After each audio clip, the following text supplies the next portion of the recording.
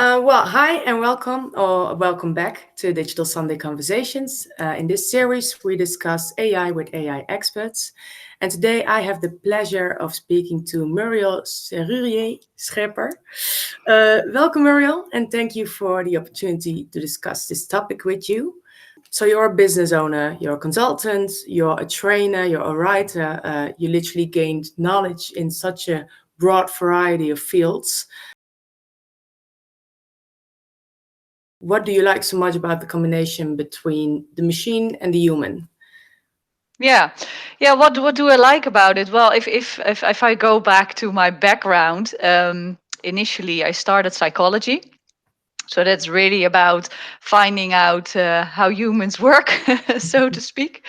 But then after finishing my studies, I yeah, early on in my career ended up in IT, and a little bit later in the world of data, which I also found very fascinating. And then in 2016, I got more and more in touch with the artificial intelligence, and that to me brought together humans and IT and data, and that's for me the perfect match. So it's where I was meant to be, I think.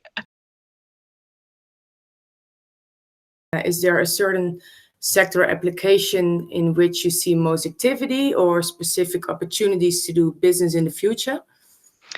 Well, what you see, of course, with artificial intelligence, it's really it's very broad.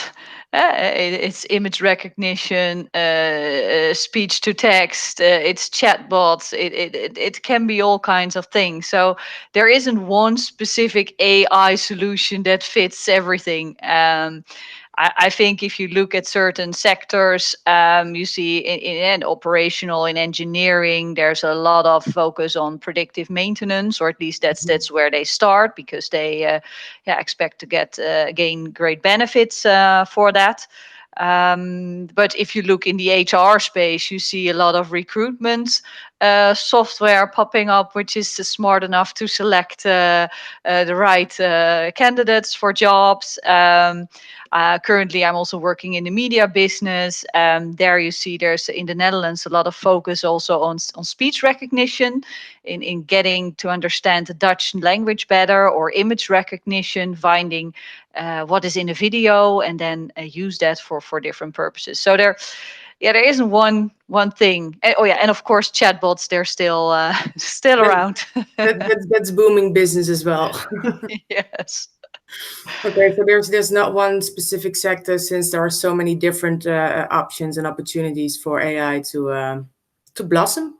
Yeah, and it's mainly, yeah, of course the main focus is still on the large companies which have a large database, large customer base, and yeah, that's where you see where it started, and that's where they are most ahead at this time.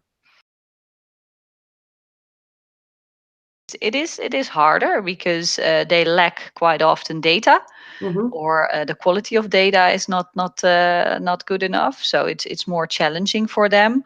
On the other hand, you get more easy to use AI solutions, which you can get from for example, the Microsoft Azure cloud. And if you have one smart guy in your small company who's able to figure out how it works, you can do something with image recognition or with speech, or build your own chatbot. So in that sense, it becomes more available. And what they say is also like the democratization of AI, because it's becoming more user friendly for non data scientists, for example.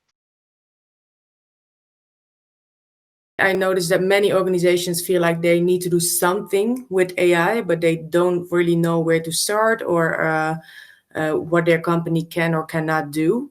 Um, what is your opinion? What is your advice on that issue? How to translate an initial idea into a first action step? Well, first, I think the focus is wrong, because it's not something I want to do something with AI. That's the wrong question. um, you need to look at what are the problems or the challenges in my company, and based on that try to find a solution, which could be AI. Yeah. But what I quite often see is that the first answer is not AI. The first answer is get your data right and start with BI, business intelligence, so Yeah. that you first understand where do I stand at the moment. And once you've done that correct, then start looking at things like predicting the future, etc.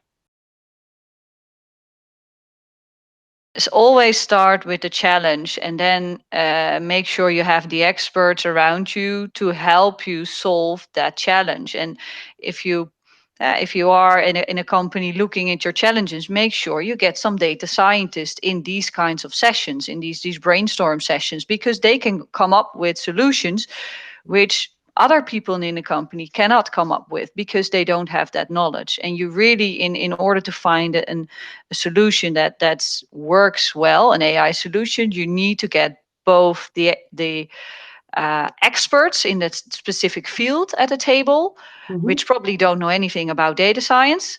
And you need a data scientist at the table who hardly knows anything about the business. And bringing these people together and making sure that they are able to exchange and communicate well with each other, that gives you the best solutions and the best chance for success.